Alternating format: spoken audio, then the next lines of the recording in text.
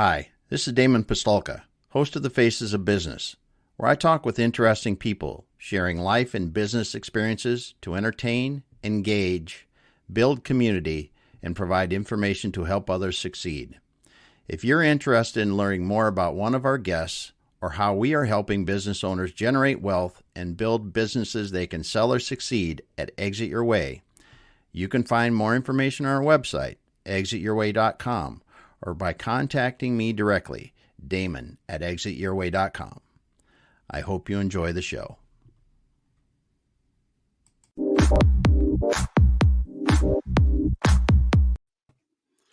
All right, everyone. Welcome once again to the Faces of Business.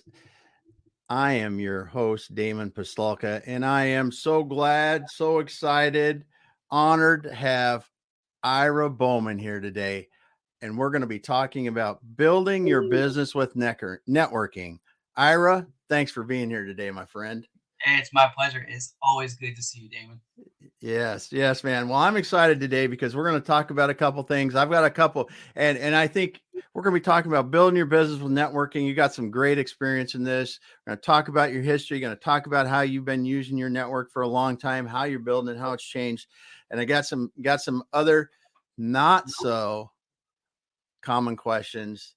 A little bit touchy here. You're gonna throw me out there. Well, and we might upset a few folks here when we're talking about this, but I want to get a few things out there. So, hey, tell us a little bit about your history, Ira. You started off in the print industry. You were in that print industry for a long time, and let's talk about that a little bit. Okay, so yeah, I started back at 23 years old. It's hard to imagine, but it's true. In the print business. And when I joined, I was really just selling hardware. So I was a hardware sales rep in the Bay Area of California. And I was selling large format equipment, plotters is what we called them, but we were selling large format printers to architects, engineer, HVAC companies, some government, colleges and universities and stuff like that. But basically it was in the design space. So if you're a construction design build anywhere in there, or you're in aviation, so like NASA, aerospace type stuff, or defense missile contracts, and that kind of stuff. That was my whole world. And from there, as my family grew, I have 8 kids. I know for those of you who don't know me, I did say 8. Yeah, I know how that happens. I don't watch enough TV, but I had 8 kids. So as the family was growing, I actually didn't finish my degree because at 23 years old, I was still a senior at San Jose State. Mm-hmm. But we started having kids, and my wife and I wanted to buy a house. I couldn't afford a house with what I was making at the time in California, so we ended up moving to Ohio, and I was doing the same work just out in Ohio. But anyways, we kind of developed this pattern of, as our family grew and we needed more money, let's see what our options are, and I just followed the job. Mm-hmm. So until 2013, when online schools really became a good option for me, that's when I finally graduated and got my bachelor's degree, was in 2013. But it took me 19 years to graduate college, which is awesome. But it wasn't because I'm totally stupid. It was just because life got in the way, interrupted. Yeah.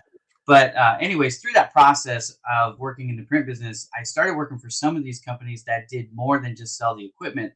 They also had print shops. And so that's where I got into the graphics design.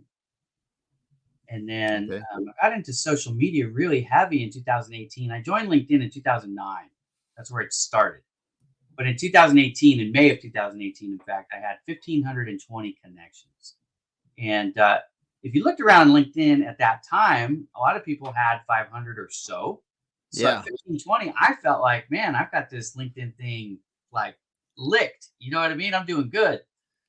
But I actually ended up talking to Mike O'Connor, who's my friend, and we had connected a few years prior. Back in 2016 is when we originally connected. And so he had made a post on LinkedIn. It was a video post. And at the end of it, he said, hey, if you're smart, call me. And I had a 2.5-hour commute at that time. I was living in a town called Manteca, and I was working in San Francisco. So I had a 2.5-hour commute. Ooh. So I said, hey, I got time. So I called him, and we talked the whole way from San Francisco back to Manteca that day until I got to my driveway. And then I remember saying, hey, I got to go. I got to eat dinner. But in that call, what he explained to me, which I had no concept of, and I really think this is one of two things that people need to grasp to really take advantage of social media, to understand how LinkedIn specifically works. And it's different than every other platform, is this concept of first, second, and third level connections. I had no idea how that worked. Basically, my mentality on LinkedIn, which was encouraged by the platform, if you remember back then, was if you didn't know somebody, you didn't connect with them, right? You had to know them. Yep. Yep. Also, because I was selling at that time again in the Bay Area, I had made this big circle and made it back to the Bay Area. So if you are not an architect, engineer, construction, or something along those lines in the San Francisco Bay Area, my thought was, why the hell would I want to connect with you? Mm-hmm. You can't buy anything from me. I don't know you. Why would you want to see my posts? And frankly, I wasn't posting that much anyways. I was mostly Yeah. using it as a research tool. But in 2018, I did start to figure out that as the economy had changed and people were, as they were retiring or moving on and leaving a company, they weren't being replaced as much. What was happening is people that were already there were basically being given more to do. So more hats per person. That kind of happened. I think everybody's used to that now. Mm-hmm. But back then, it was kind of a new phenomenon. So it's like, okay, the people that you used to be able to get to go to lunch or dinner or go play golf and those types of things as a sales rep, you would basically be giving them perks and they would give you their time. It was a trade, right? Like Yeah. I was as the sales guy, I was expected to comp or pay for, whatever we were going to do, whether that be, a golf outing or again, whatever. But I was finding that that was less and less successful as a sales strategy to meet people, cold call people because they were busy. They just didn't have the time. And in San Francisco specifically, but any major metropolitan area, I think now, when you go to try to cold call, and this was all pre-pandemic, of course, but Yeah. everything was locked down. Forget gatekeeper. Think of, the actual door to the building is locked and you got to be Yep. buzzed in, or you've got these elevators that you can't get up because you don't have Mm-hmm. a magnetic card. Somebody's got to let you up. Well, they're not just going to let you up. You have to tell them who you're there to see, and I'll have them ask if you have an appointment. Well, it was just becoming a waste of time. It was not a good strategy as it had been for my whole career to cold call. There was a point in my career, Damon, where I was making 30 to 50 cold calls every single day in person. Yeah. And I was pretty good at it. And I fed my family that way and I lived that way. But in 2018, it kind of came to a head to me. That conversation with Mike helped because it was at the right time. I was open to it because I knew that I needed social media to help me reach my audience. So at that time, I was already making videos. I was doing video demonstrations of products. I was showing people Mm-hmm. products online. And so I'd done that. But 1,520 connections is not a lot, as it turns out. So when I learned this, and this is the thing I learned, I can be connected to you whether you're in Seattle or I can be connected to somebody who's in India, or think of the scariest in your mind, wherever you're most scared to connect with people because they're like, they're going to steal my data. They're going to try to rip me off. You're just like Yeah. totally scared of them in your mind. And that's where I think a lot of us were back then. At least I was like, hey, I don't want to connect with people in Pakistan or people in India or people in Nigeria or wherever, because, the only thing I knew about those places was there's hackers there and they're going to try and steal my stuff. That's what I was. Mm-hmm.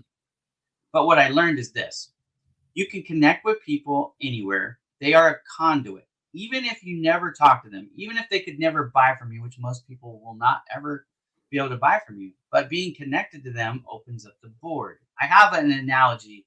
If you guys will bear with me for 1 minute. Remember video games back in the 80s and 90s, the 8-bit graphics, super old, like think original Zelda and games like that, where it was squares, and inside the squares, sometimes you would play these games where you had like a lantern or a flashlight or something, and you could only see a little bit of the board. You would turn Yep. and you could see more of it. Now, sometimes in the game, as it would progress, you could get a stronger lantern or light source, and now you could see more of the board.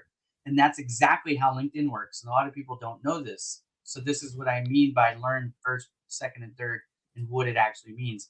When you connect to somebody like me or you who have a large network, what you're doing is you're connecting to not only our first level connections, but you're also connecting to our second level connections. Those become your seconds and your thirds. So now you can see more of the board. But not only can you see more of the board, now they all of a sudden can see you. So here's a challenge for people. Type in hashtag innovation on LinkedIn and look at the results that you get. Now, just so you know, hashtag innovation is the second largest hashtag on all of LinkedIn. It's only surpassed by hashtag India, but I want to prove something to you. I guarantee you that the results that you see are going to be first, second, and third level connections. You're not going to see anything past the third. But there's 38 million people or so using the hashtag innovation. I promise you, there's a lot of content out there that you're not seeing because you're not connected first, second, or third level connection to these folks. The content is there. You just can't see it because your flashlight or your lantern is not big enough. So what Mike shared with me that was a paradigm shifter for me. It changed my whole perspective, and it changed, honestly, the future of me and everybody I've helped since with Project Help You Grow and Bowman Digital Media, which we'll get into in a minute, I'm sure. But what that has done is that has changed my mindset. So I went from 1,520 connections to now I have 30,000, which is the maximum. Actually, technically, right now I have 29,999. I do have one open slot. But anyways, you have 30,000 open slots, and you want to fill them, because if you don't fill them, you're wasting the space. Here's why. That's however many you take, however many you have. So let's say in my case, I had 1,520. I have 30,000 slots. So that means I'm wasting 28,480 slots.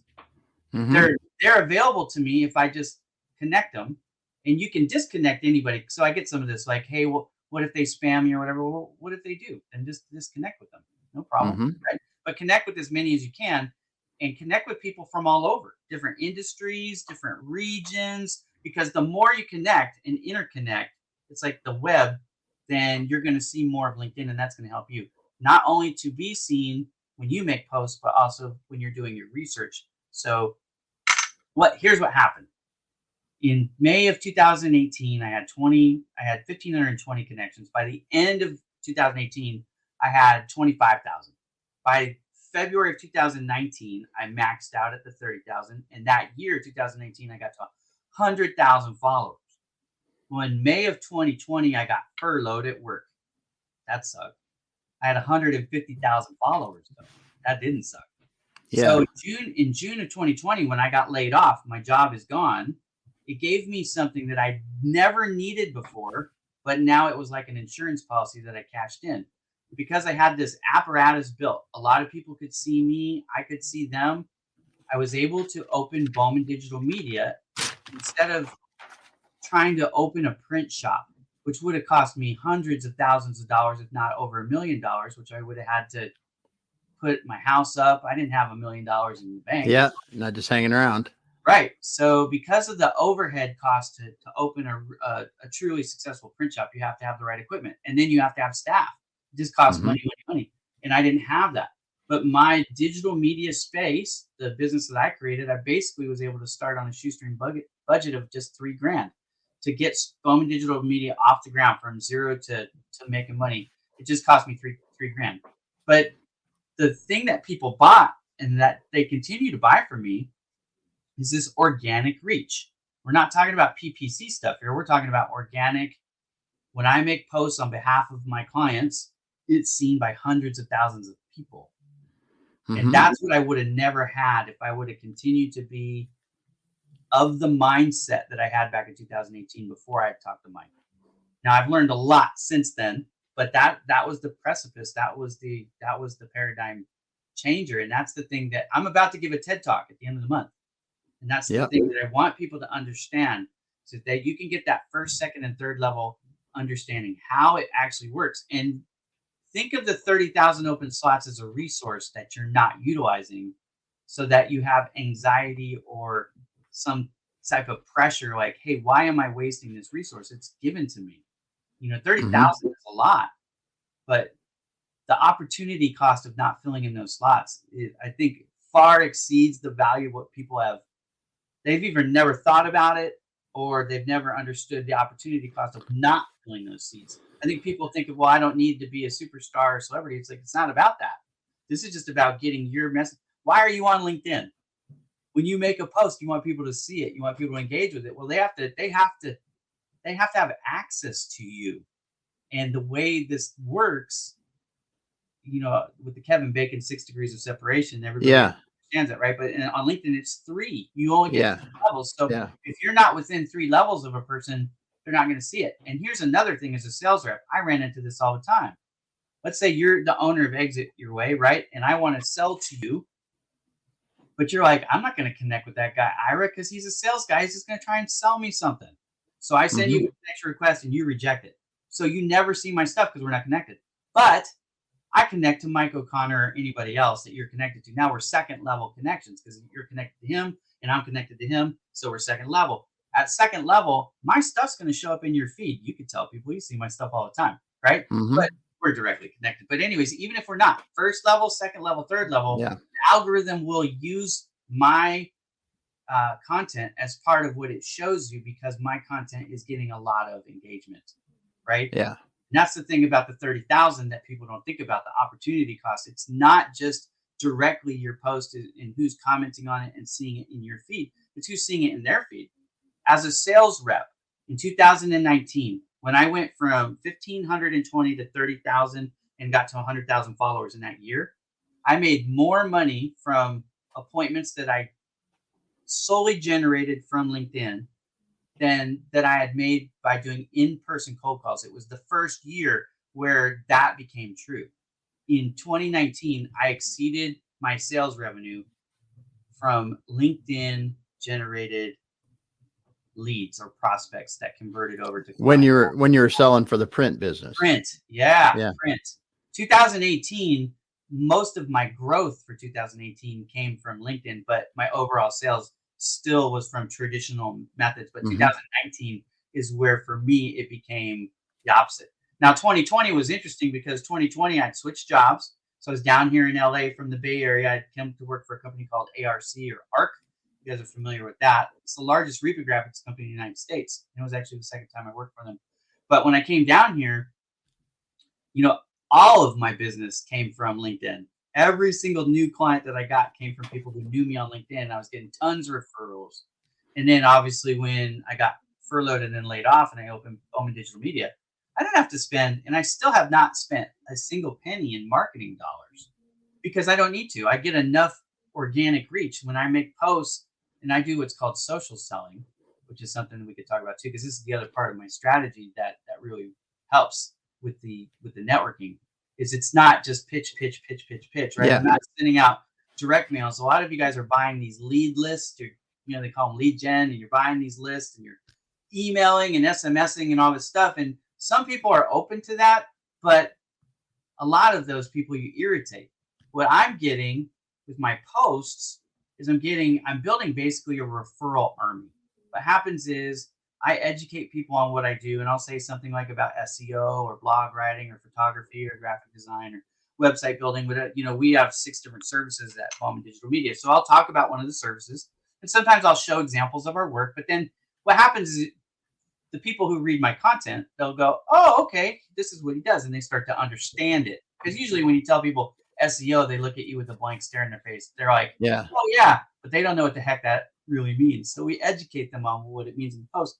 Then what happens is I'll get direct mail from people saying, hey, so-and-so is looking for somebody to help them with SEO, or so-and-so needs a website. And sometimes it'll just be, they'll tag somebody in the comments section of one of my posts. Like, hey, so-and-so, did you see this? Ira is somebody I would recommend that you talk to. Anyways, I get a lot of my business that way. Now, in 2020, that was the number one way I got my business. But I wanted to talk to you today, too, because traditional networking is coming back. Yes. Face-to-face and virtual networking is coming back off LinkedIn. And so in 2022, so far, I've actually made more money from clients generated off of LinkedIn and on LinkedIn. Yeah, which is an interesting trend. So I do want to talk about that today if we can. Yeah, because that's one of the things that I did want to talk about, because and I think it's interesting when you talk about your background, Ira. I mean, you didn't grow up a digital guy. I mean, No. you were face to face, pounding Yeah. the streets, cold calls, right? Yeah. And this is what I Wearing think. out the leather, man. The Yeah, leather wearing on out the the shoes. leather, exactly. Yeah. And when people think of you today, they think Ira, LinkedIn, Instagram, whatever's going on. But what they Yeah. don't see, and what I'd like to talk some about today is use a combination. I mean, you're not just digital. You're meeting people in person. You're doing networking in person Traveling. I'm traveling and too. travel. Every Yeah. month I'm going somewhere and doing some traveling. Yep. Yep. So how do you think, and this is great, let's lead into this. So, we were kind of shut down the last couple of years, on and off, whatever. Yeah. And now things are kind of getting to where you can travel again. You can do this in-person networking.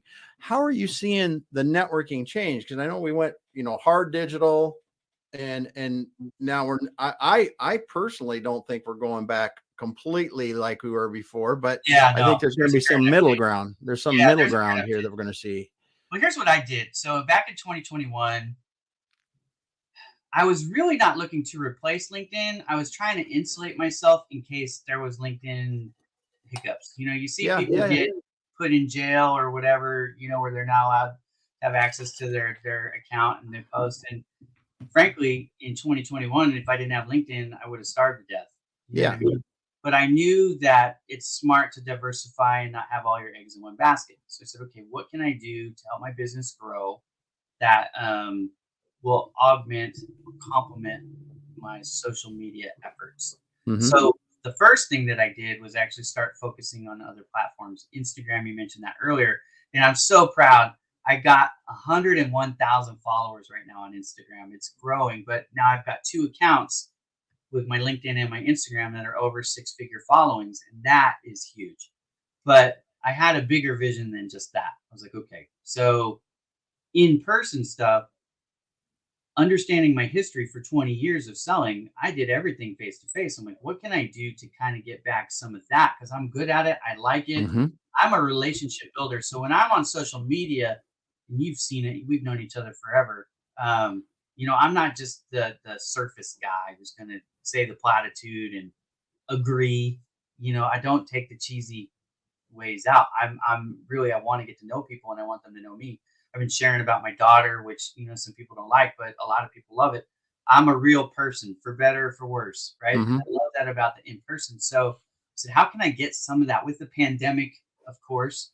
But one of the things that I have brought on to Bowman Digital Media is my love of photography.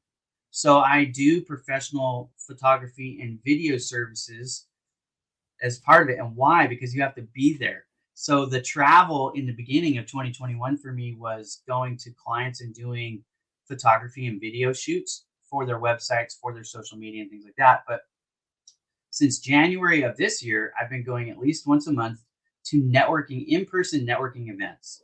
So I went to Florida in January. I've been to Utah. I've been to Vegas. I'm getting ready this month, at the end of the month, to go to Philadelphia, and then I'm going to Dallas right after that in May, and then in the middle of May I'm going to Hawaii. And so some of those are commercial shoots. One of those is a networking event, and one of them is my TED Talk. Right. Mhm. So I've got different travels, but in 2021, to go along with the travel, to go along with the Instagram, focusing on the Instagram growth.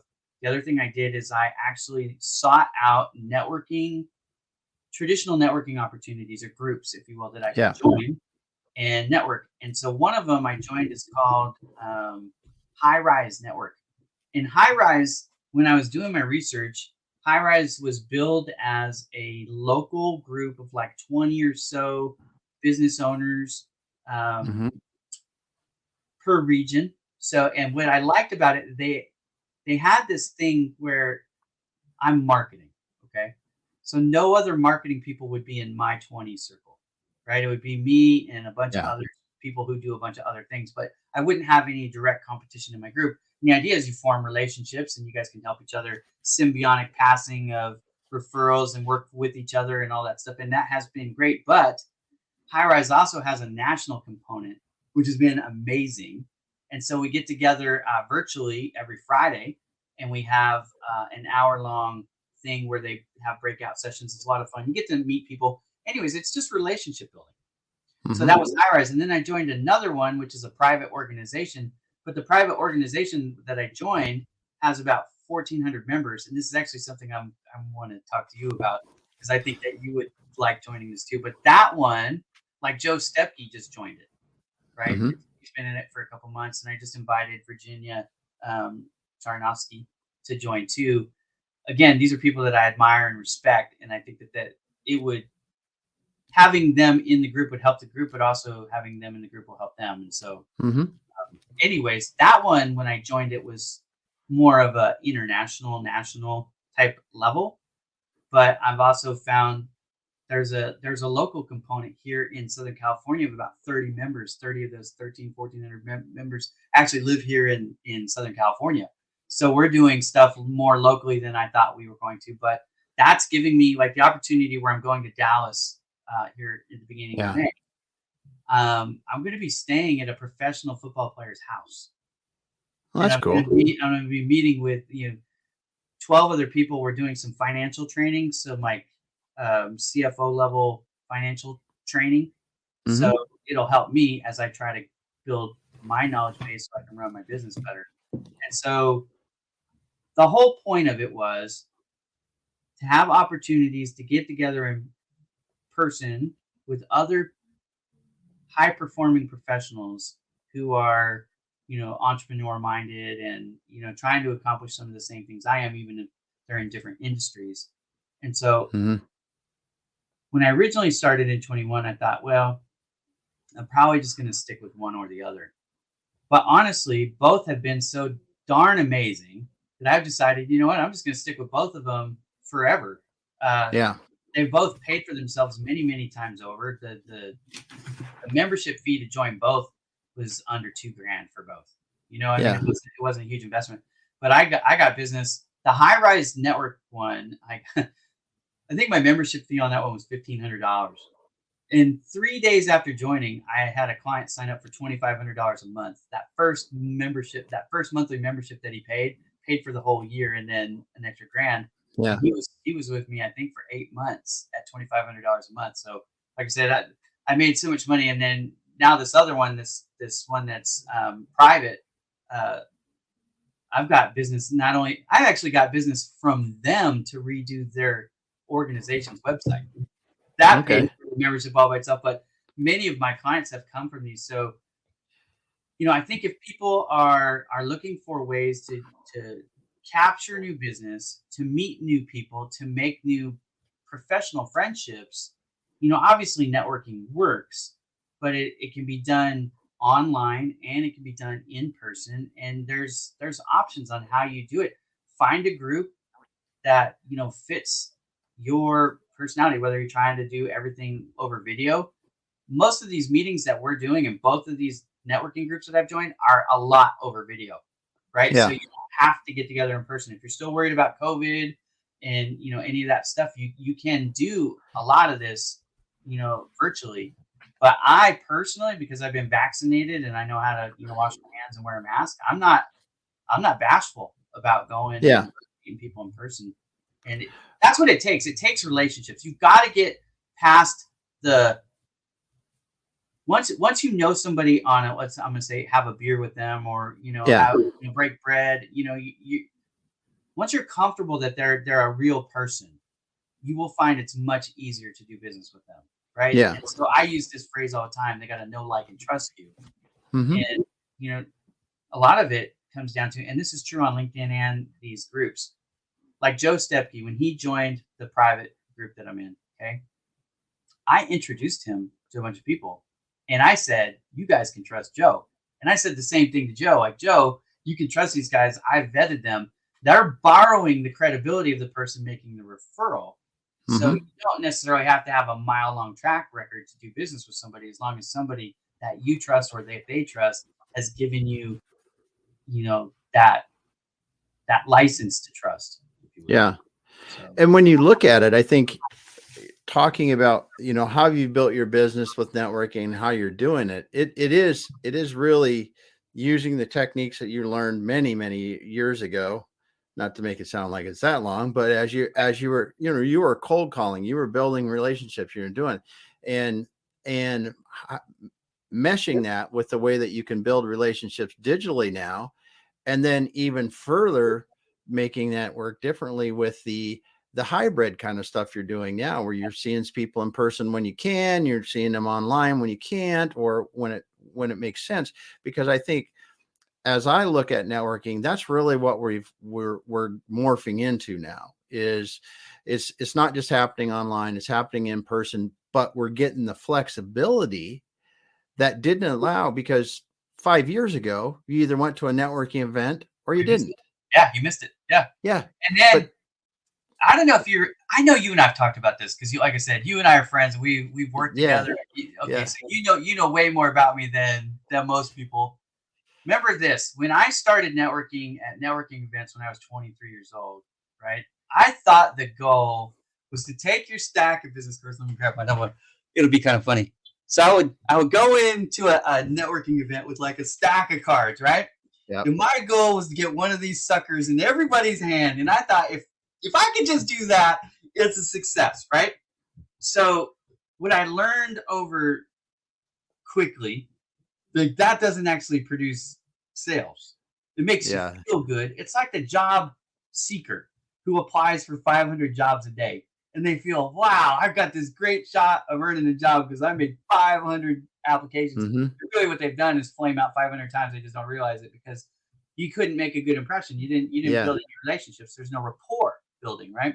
So what I learned along the way in the face to face networking long ago was that it wasn't a race to get my card in everybody's hand. It was a race to get to know 5 or 6 people. And so I'll tell you quickly about a strategy that I used to use. If I could get the attendee list, who was coming to a networking event, who signed up to RSVP, mm-hmm. then what I would do is I would go on LinkedIn, try to find 5 or 6 good, what I thought were prospects, memorize what their face looks like so that I could see them in the crowd and pick them out. And then I would go and I would start a casual conversation with them. They would think that I was more interesting because I knew a little bit about what they were interested in. I was talking about that, but it was really because I was good at doing my homework. But that's Yeah, how I would start to do it. So now on these networking groups, whether you're online or you're in person, what I try to do is have a real conversation. And the answer to the question is not how many names that you can get, it's how many people will remember your name when it's over, yeah, right? And what we both know, because we've talked about this, is you have 2 ears and one mouth. So when you're in those networking situations, what you really want to do is ask questions and get them talking because they won't remember what you said as much as they're going to remember how you made them feel. So if you can make them feel like, hey, that guy was fun to talk to. Now, when you go to call and ask for that appointment or you send that email for that appointment, they'll be like, yeah, that guy was fun. yeah, Or that guy was just trying to sell me something and I don't ever want to talk to him again. And that's where people are making their mistake, whether it be online or in person. You see it all the time. People are shooting their shot way too early. They're leading. People send me connection requests with their pitch in the request to connect. I'm mm-hmm. like, if you're gonna pitch me and spam me before we're even connected, why the heck on God's green earth would I ever want to connect with you so you could spam me even more? Like that's Mm-hmm. I say thank you for doing that because that lets me know that you're not the kind of person I want to connect with. I want to connect with people like you, Damon, that will ask me how I'm doing, that'll send me leads, that will give me advice, and that will participate and engage with me as we travel life together. And we do that. I mean, if Yeah, people are paying attention, you're in my comments all the time. I'm in your comments all the time. yeah, Why? Because you're not selfish at all. And that's the kind of relationships that people really need to look at and try to model to be successful. And again, I don't care if that's online or in person. yeah. That's the thing. The psychology is the same. Mm-hmm.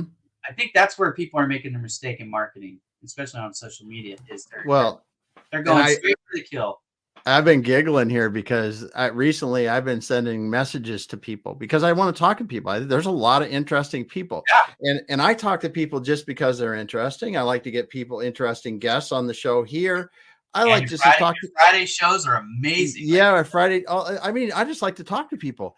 You would not believe how many people are assuming I'm going to sell them something right off the Yeah. bat, even though Yeah. I was saying, "Hey, things are going good here. I just wondering what's happening with you. No, I don't need any. I'm like, need any what? Right. There was nothing for sale. Yeah, there's nothing for sale. You know, it's Nothing funny. for sale here. I've had you on some of my shows and like speed networking with Mike and Ira when we were doing that, Yeah. and we're like, Damon, tell everybody what you do. And you're like, so like nonchalant, you know what I mean? Like you're the opposite of this spam. But yeah, so many people come on and just go for the kill. Yeah. Where every post is like a sales pitch, and it's like, bro, just relax. Yeah. If they think about social media and networking in general as a marathon and not a sprint, I think that will help. Right? Yeah. I totally understand the quota, the pressure of, every month the number starts over. I get it. Look, I mean, I did it for decades. Yeah. I sold professionally business to business sales for over 2 decades, but I've been selling since I was 5 years old. I was that guy, natural salesman. But the thing that I understood, and you and I have talked about this before too, I learned how to sell the best from my stepdad. Now, what's funny is my mom is actually out the door, and I don't think she's ever heard me say this. She can hear. I think she can hear this. But her husband at the time, his name was Bill Taylor. Bill Taylor was born and raised in Arkansas. Okay. He had a speech impediment, but he was a good old boy. And what I learned from him was to chew the fat. I call it the aw shucks sales approach. I'll be in your office for 30 minutes chewing the fat, talking about anything but printing or graphics or marketing or whatever I'm selling at the time, right? As long as you're willing to sit there and talk with me. Why? Because I know for every minute that I stand there and we communicate about anything other than business, I'm endearing myself to you. Hopefully that's the goal, right? So if we're talking about the weather or sports teams or what I used to do, a trick that I used to do in cold calls in person is I'd look for visual things that I could see, like they're rooting for sports or they've got a grandchild or a picture of a fish or a dog or whatever. Yeah. You can see clues as to what people are interested in. And I would try to talk about that. Yeah. Yeah. You see a picture of a car or something. Yeah. Yeah. I would never tell them what I was there for until they almost always, it would be so similar. Somewhere in the conversation, you would see a light switch go on and they would realize like, oh, I don't even know you. What are you here for? Yeah. You know what I mean? Like I would see that in people's faces, be bewildered that how did this guy get all this out of me? I don't even know him, but that was the goal. Yeah. And it is. And that's where I think that a lot of people, as you said, make the mistakes in networking and how you can really use networking to build your business. And when we talk about networking, John Baglino says he hunts the relationships. I like that because it's like, hell, I like you, you like me. Let's talk about some interesting stuff. And if business happens, it happens. Also this, Damon, think about it this way.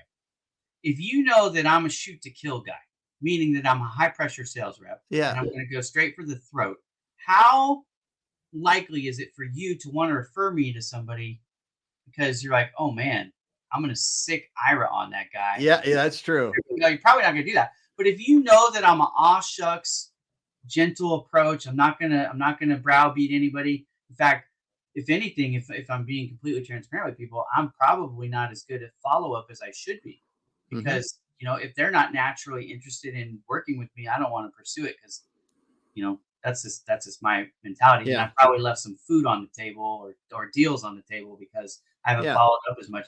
But I am the opposite of a high pressure salesman. Now, don't get it twisted. I didn't say I'm not good at what I do. I think I'm very good at what I do. I just do it a completely different way. Yeah. But because I'm soft serve, I know that people are more inclined to give me that referral. And ultimately, that's what I really want. I think the mistake people make on social media is they're trying to communicate directly to the audience that they think is trying to buy. And I say you're better off building an affiliate army, a referral army. Because there's far more people who are not interested in what you do on social media than that are a potential prospect. So if you can get the people who are not going to ever be able to buy from you to care about you enough to learn what you do and find you leads, you will get far more leads than any inside sales team can ever produce. You won't have to pay for PPC ads, which are highly ineffective. I don't know if people are paying attention, but those PPC campaigns, even the good ones, you're talking about an 80% bounce rate. Yeah, so you're paying for 8 out of 10 clicks that that you're wasting your money, especially if they're $7 or $8 a click. Like, wow, that's a Yeah. lot of wasted money. This is the opposite. This is where people want to do business with you because they already know, like, and trust you. Their tolerance for slow site speed, or maybe, the call to action isn't as clear, all those things. It's so much there. You get so much more grace from people Yes. who like you already before they ever visit your website. And so that's what I'm building. It's very successful. Is it for everybody? No, it's not really for commodity type stuff. The stuff that I'm talking about is more specialty services and things that's custom. If you're talking about toothpaste or coffee, there's better ways to sell it. But if Yeah. you're selling any type of a service or anything where you've got to make a custom quote, I promise you this way it will be highly effective. Yeah. Yeah, it is. It is. And it's like you said, you build that affiliate army, you build those relationships around the people that, could potentially buy. There's maybe some buyers in there, maybe not, but you're really building the relationships universally so that if someone runs upon someone that needs digital media work like you produce, they'll remember Ira Bowman Digital Media, and I have a lady, a refer lady, you in. a lady signed up today, $1,000 a month client, signed up out of the blue. Sent me a message this morning at 9 a.m. By 1 p.m., she had signed up for $1,000 a month service. We had never talked before about what I do. Never. Mm-hmm. But she knew enough about what I do for my posts. She reached out and said, hey, I need website traffic. I need leads. And I'm like, I sent her a message back. I said, well, I do organic. So if you're looking for paid search, that's not really my specialty. And but if you want organic, and then so we jumped on a phone call. Anyway, she signed up. She already knew me, liked me, and trusted me. Yeah. So there was no vetting process she had to go through. It was just like, yeah, let's do it. Yeah. That's the kind of conversation that I'm having now. You could look at, and I sold expensive equipment for a long time. The plotters that I sold, some of them were up of over $100,000 machines, and you'd have a buy cycle of 12 months. Yeah. But I remember back in 2019, I told you I had more business from the LinkedIn. Well, I was still selling the plotters back then. Now the price on a lot of those had come down. You were talking like 10 grand to 25 grand for a lot of them. But because the vetting process was already pre-done in the social selling component, Mm-hmm. now it's just a matter of making sure that the machine fits the specs that you need, and then whatever time it takes for their company or their organization to cut the PO, it significantly reduced the buy cycle, which is something Mm-hmm. we've never talked about. You and I don't think we've ever talked about, but Yeah. that's the other component of this, because trust is part. Usually, they're going to want to talk to referrals. You know what I mean? You wanted some case studies or something like that. They're going to want to do some market research to, maybe they need 3 quotes or 4 quotes or Yeah. whatever the process is. But a lot of that gets eliminated when they know they trust you. In fact, what happens, if you're familiar with this phenomenon, is you kind of get treated like an existing vendor. And Yeah. so a lot of times the existing vendor, even when they do multiple bids, they'll come back and say, hey, we really want to do business with you, but we got this other quote. Can you match it or honor it? Get close so that we can justify it? Because they will spend more with an existing vendor, you find, than with Mm-hmm. an unknown commodity. And it comes down to trust. That's what it comes down to. So whether you're meeting with people in person or you're meeting them online or you're doing some type of hybrid, which I think, like you said, that's going to be around forever, like a hybrid component. The main objective for people should be meet more people and build trust relationship.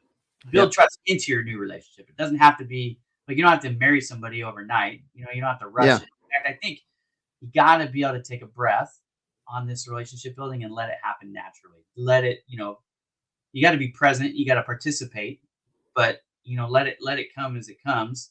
And then when it comes, it'll be so much better, because it won't come across as you're just a slimy snake oil salesman trying to sell them something. Like the person that you referenced earlier who said, I don't need any. Like, you didn't even offer them any, Yeah. Yeah. but And he it's thought he thought you were there to sell him something. You don't want to come off that way. Yeah, yeah, exactly. Exactly. So, well, Ira, it's been great. So you're going to be talking to you today. You're going to be doing a TEDx talk on April 30th in Wilmington, right? Yeah, so that's right outside of Philadelphia. It's like the Mm-hmm. just south of Philadelphia by about 30 minutes. But I'll be out there on April 30th. I think my talk is scheduled to go at 9:45 in the morning, so a little early, but Yeah. I'm looking forward to it. I know that Dan Young, Dr. Dan Young, is the main person put it together. He said the video will probably be available for people who can't come like a couple weeks after. Okay. But what Cool. I'm doing with that one is I'm talking about how I went from laid off to six-figure business owner in under 12 months. Yeah. And the title of the talk is a LinkedIn strategy that works. We're going to be talking about some of the same stuff. I'm going to be giving tips in that talk, things that Nice. actual tips that people can follow. And obviously, if you watch the talk, you get that information for free. That is usually something I charge for. Yeah. So people will I think really like that talk if they've been interested in this conversation. It'll take it just another step with the actionable tips. Yeah. Awesome.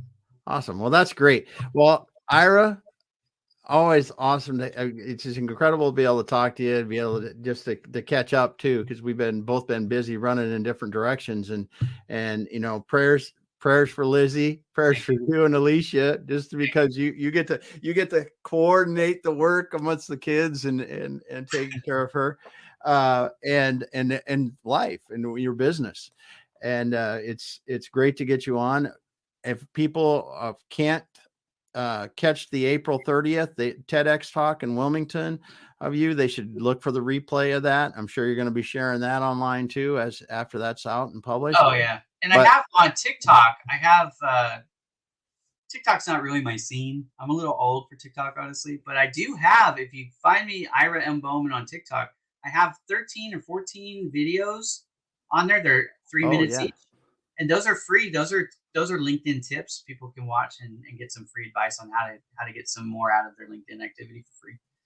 I was trading followers. Hopefully, I was giving away good information, hoping that people would follow me. That was the idea. There you go. So get Ira M. Bowman on TikTok. You're Ira M. Bowman on Twitter.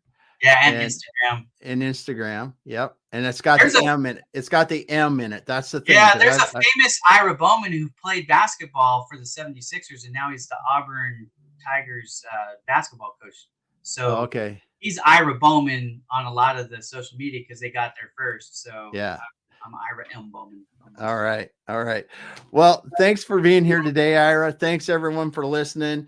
If you haven't seen or talked enough to Ira, Bowman Digital Media, Ira Bowman, check him out on LinkedIn, check out his website, Bowman Digital Media, and we will be back again.